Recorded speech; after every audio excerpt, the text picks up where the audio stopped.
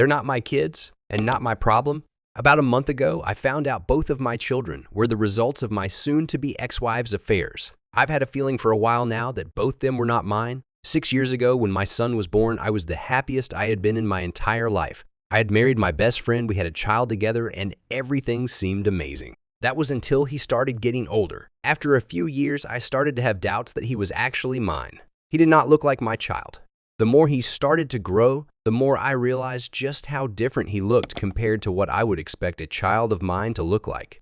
I am not petty or paranoid enough to let that alone drive me. It was my whore of a wife that really set my alarms off. Whenever she went out, she never went where she said she did. She would have huge holes in her schedule she could never explain to me.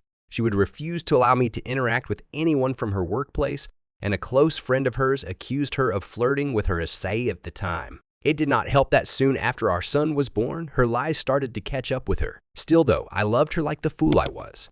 She told me up and down how much she loved me whenever one of her lies caught up with her. She had convinced me that despite the fact she was a lying and manipulative woman, that she wasn't a lying, manipulative whore. Last year, she got pregnant again, and I still held out a small bit of hope that it was mine. But when her daughter was born, it was obvious she was mixed race.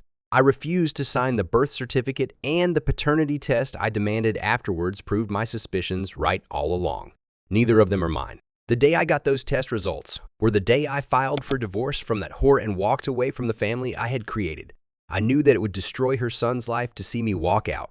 Despite my concerns, I was the best dad I could be to him. I loved him with all my heart and put in 110 into being the father he deserved. Now, though, when I see him, I am filled with disgust. Disgust for my whore of a wife, disgust with myself for not trusting my instincts, and disgust that the last 6 years of my life have been for nothing. I have been told by multiple people now that I am a monster for leaving my son like this. My ex has tried on multiple occasions since I moved out to use him to guilt me into getting back with her. She will have him call me at random hours of the night crying and begging for his daddy to come back. The day I moved out, she paraded him into the room as I packed my things to show me how much damage I am doing. In every conversation that he has brought up, both online and off, I am berated and shamed. That despite the fact I am not the boy's biological father, I am his dad. What I have sadly now realized is that to most, my own feelings mean nothing. My parents are my only supporters through all this, with my own siblings calling me a despicable person for abandoning a child like that.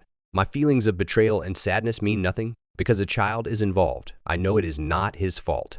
I know that the man he called his father for his entire life just walked away. But why am I expected to man up? Why should I have to pretend everything is fine and I do not feel contempt for this entire situation? Why should I put my own life and feelings aside? I never was the boy's father. I loved him like one and honestly still do, but I would come to hate and contempt him if I had to play that role.